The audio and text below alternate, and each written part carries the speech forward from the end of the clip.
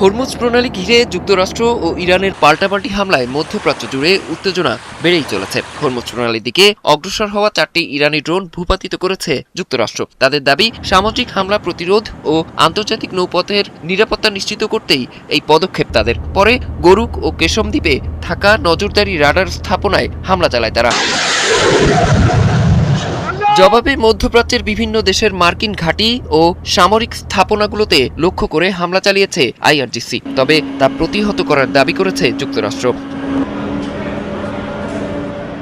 এই উত্তেজনার মধ্যেও যুদ্ধ পুরোপুরি বন্ধে চলছে কূটনৈতিক তৎপরতা। তেহরানে বৈঠক করেছেন পাকিস্তানের স্বরাষ্ট্রমন্ত্রী মহসিন নকভি ও ইরানের স্বরাষ্ট্রমন্ত্রী এসকেন্দার মোমেনি। উভয় পক্ষই আঞ্চলিক শান্তি প্রতিষ্ঠায় সংলাপ ও কূটনৈতিক প্রচেষ্টা জোরদারের প্রয়োজনীয়তার ওপর গুরুত্ব আরোপ করেছেন।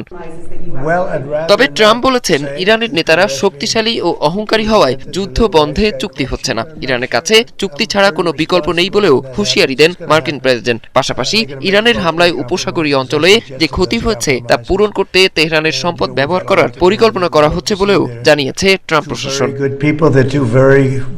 অরিসুল ইসলাম, ৭১।